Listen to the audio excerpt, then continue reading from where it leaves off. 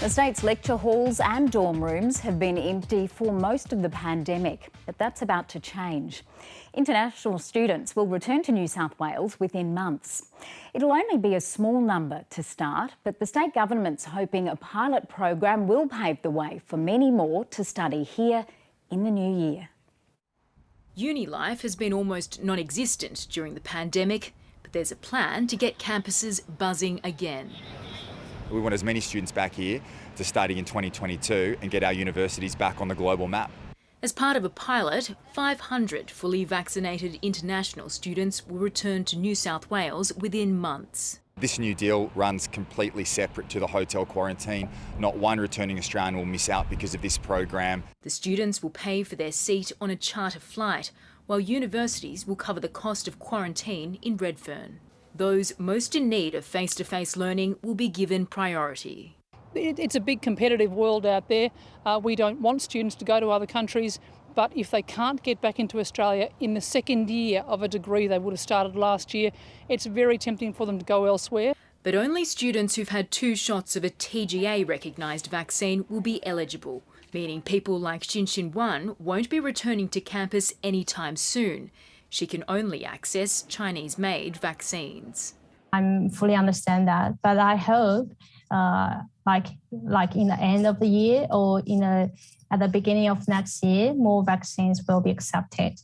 Student bodies are cautiously optimistic. There have been many announcements over the past 12 months that haven't come to fruition. So understandably, a lot of students are cautious about this kind of news and whether they will be one of the few that get to come back to Australia.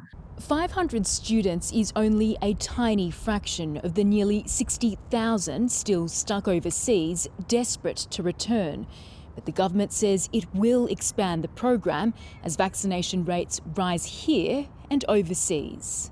This is a really good first step, and we would hope to see similar moves in other states and territories. Universities and students hopeful this plan will set the course for a smooth reopening. Lydia Feng, ABC News, Sydney. Doctors and nurses will also be flown in from overseas. The state government's recruiting staff from a range of countries to help manage the local COVID crisis. Hospitals are expected to be overwhelmed next month. Whilst we're all gearing up for October, we still have to be careful about what happens in our ICU in November and December and beyond. They've known about this for some time. They have left this far too late. 1,043 new cases have been discovered and 11 people have lost their lives. One of those people was an Indigenous man in the state's far west. Bill Ormond is live for us in Broken Hill. Bill, this is the first COVID death in the region. Yeah, that's right, Kirsten. He was a 59-year-old Indigenous man from Broken Hill. He had pre-existing health conditions and he was also unvaccinated according to the local health district. He also didn't know that he had COVID until he attended the emergency department at the Broken Hill Hospital. It's prompted health authorities to issue this warning. Take a listen. No matter how slight your symptoms are, don't second guess because you may not get a second chance. With this, particularly if you already have an existing physical ailments. The Far West Local Health District has seen 220 cases of COVID and 2/3 of those are actually in Wilcannia.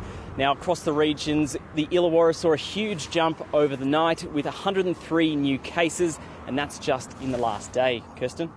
Bill Ormond in Broken Hill.